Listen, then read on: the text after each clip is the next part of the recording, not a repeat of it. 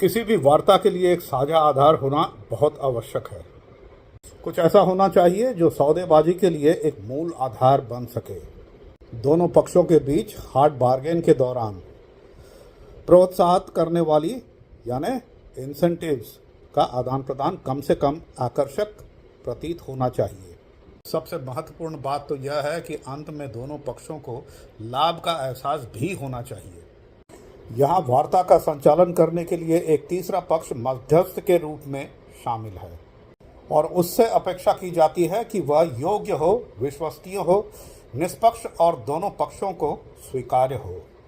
पिछले कुछ दिनों से दुनिया इसकी प्रतीक्षा कर रही है, देख रही है, समझने की कोशिश भी कर रही है।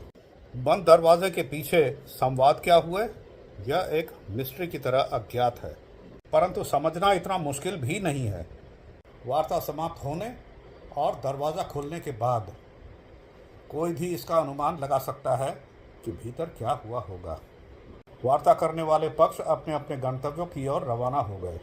संभवतः सामरिक और रणनीतिक टकराव यानी टैक्टिकल और स्ट्रैटेजिक टकराव के अगले दौर में आमने सामने होने के लिए रणभूमि के लिए तैयार हो रहे हैं। आगे क्या होगा, यह एक बड़ा सवाल है जिसका पूरी दुनिया इंतज़ार कर रही है।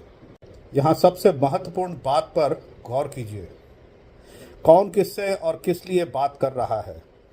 बातचीत युद्ध के बारे में है, उन देशों के बीच चल रहे युद्ध के बारे में है जिनमें एक देश बातचीत के लिए बैठा है लेकिन उस देश के बिना ही बैठा है जिससे वह लड़ रहा है। वह देश है इजराइल, जबकि इजराइल का कोई बातचीत में नामो निशान भी नहीं है, परंतु वह अपने उद्देश्यों की पूर्ति के लिए पूरी ताकत से युद्ध जारी रखे हुए है। जब बातचीत ही युद्धरत देशों के बीच नहीं हो रही है तो शांति कैसे संभव हो सकती है। आगे क्या होता है, ये पूरी दुनिया देखने के लिए प्रतीक्षा कर रही है।